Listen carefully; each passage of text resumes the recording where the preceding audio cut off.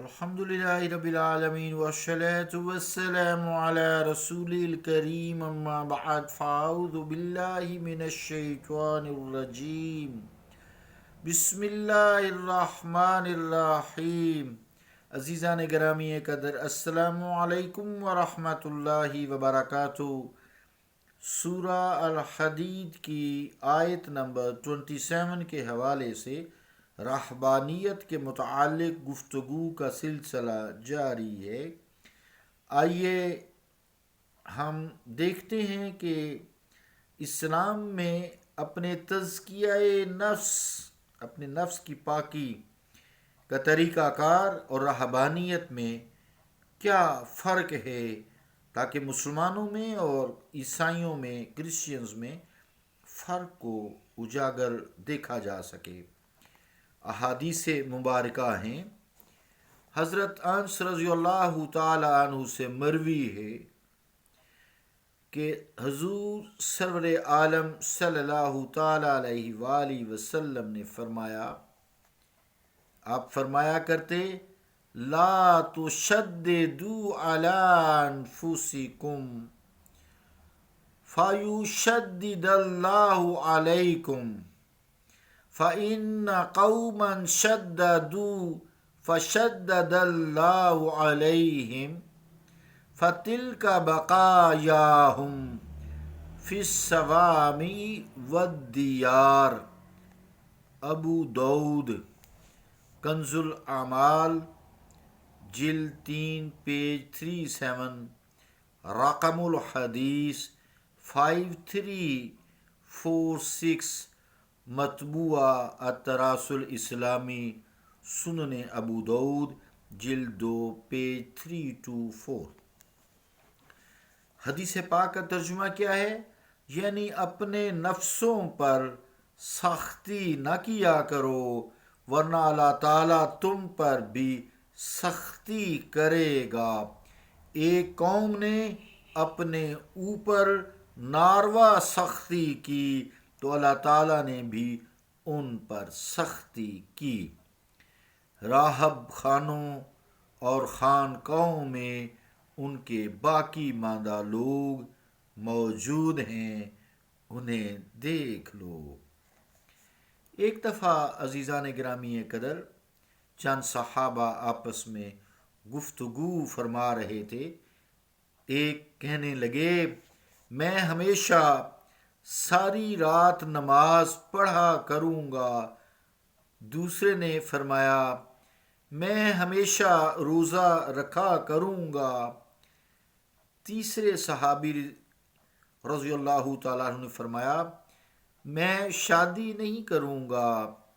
رحمت عالم صلی اللہ تعالیٰ علیہ وآلہ وسلم نے ان کی یہ باتیں سنی تو ارشاد فرمایا، اما واللہ انی لأخشاکم للہ واتقاکم لہ ولکنی اصوم وافطر واصلی وارقد وتزوجوا النساء فمن راغب عن سنتی فلیس منی۔ بخاری و مسلم۔ صحیح بخاری کتاب النکاح، باب الترغیب فی النکاح، جلد 2 پیج 75758۔ عزیزان گرامی قدر، حدیث پاک کا ترجمہ کیا ہے؟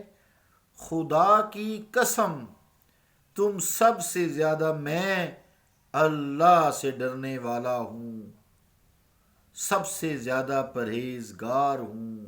میرا معمول یہ ہے کہ میں روزہ بھی رکھتا ہوں اور افطار بھی کرتا ہوں، راتوں کو نماز بھی پڑھتا ہوں اور سویا بھی کرتا ہوں، اور عورتوں سے نکاح بھی کرتا ہوں۔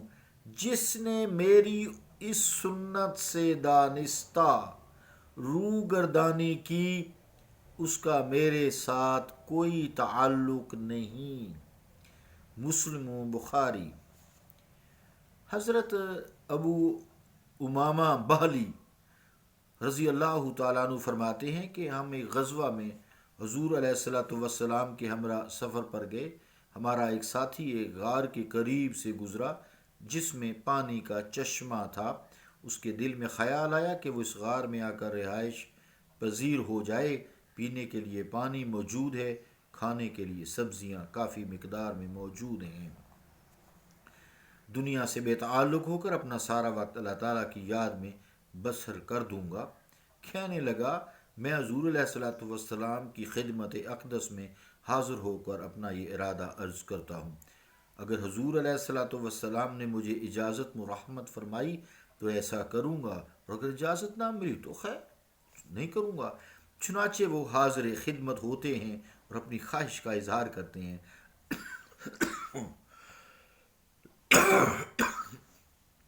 حضور علیہ الصلوۃ والسلام نے ارشاد فرمایا انی لم ابعث بالیہودیۃ ولا بالنصرانیۃ ولکنی بعثت بالحنیفۃ السمحہ والذی نفس محمد بیدہ لغدوۃ او روحۃ فی سبیل اللہ خیر من الدنیا وما فیہا ولمقام احدکم فی الصف الاول خیر من صلاتہ 60 سنہ.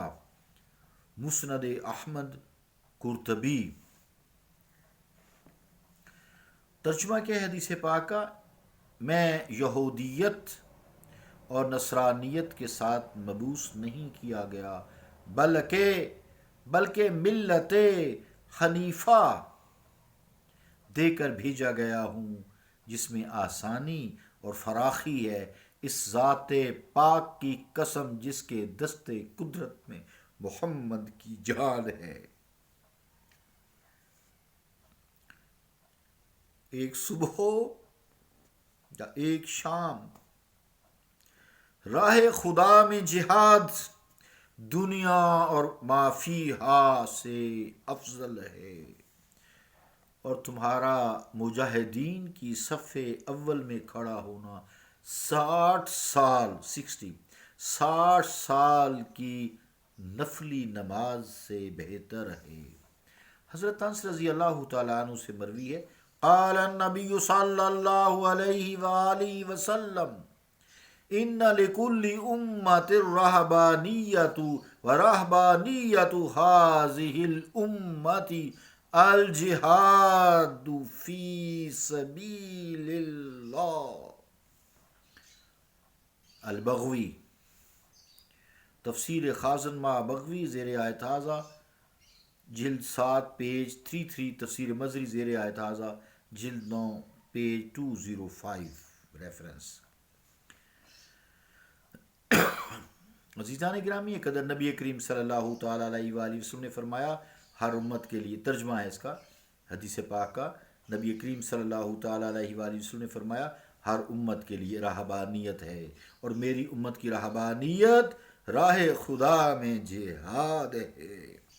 نصارہ نے تو ظالموں اور جابروں سے اپنی جان اور اپنا ایمان بچانے کے لیے جنگلوں اور پہاڑوں کی راہ لی، لیکن غلامان مصطفیٰ الطیب الصلاۃ ازکا ثنا کے لیے یہ طریقہ کار روا نہیں. باطل کے سامنے سینہ سپر رہنا، سیف و سنا، قلم و زبان سے مار کا جہاد گرم رکھنا اور اسی حالت میں دے دینا اسلامی رہبانیت کا کمال ہے. عزیزان گرامی قدر، آیت کا جو آخری حصہ ہے اللہ کریم فرماتا ہے جن لوگوں نے خلوص نیت سے رہبانیت کو اختیار کیا تھا پھر اس کے تقاضوں کو پورا کیا، اللہ تعالیٰ انہیں ان کے خلوص نیت اور حسن عمل کے مطابق اجر عطا فرمائے گا. اللہ تعالیٰ کسی کے ایمان کے ساتھ نیک اعمال کو ضائع نہیں کرتا. لیکن ان میں سے اکثر لوگ ایسے تھے جنہوں نے ترک دنیا کو حصول مال و جاہ و جلال کا ذریعہ بنایا. انہیں سزا دی جائے گی. راہ اعتدال سے بھٹک گئے یہاں تک کہ دین اسلام سے بھی خارج ہو گئے اور فسق و فجور کی غلاظتوں میں کفر و شرک میں ڈوب گئے۔ اللہ رب العالمین ہمیں تزکیہ نفس دینی یعنی اسلامی اصولوں کے مطابق کرنے کی توفیق عطا فرمائے۔ اللہ رب العالمین ہمیں اپنے نور سے نواز دے۔ ربنا آتنا فی الدنیا حسنۃ وفی الآخرۃ حسنۃ وقنا عذاب النار وادخلنا الجنۃ مع الابرار یا عزیز یا غفار یا رب العالمین۔ صلی اللہ تعالی علی رسول خیر خلقہ محمد وعلی آلہ وصحبہ اجمعین برحمتک یا ارحم الراحمین۔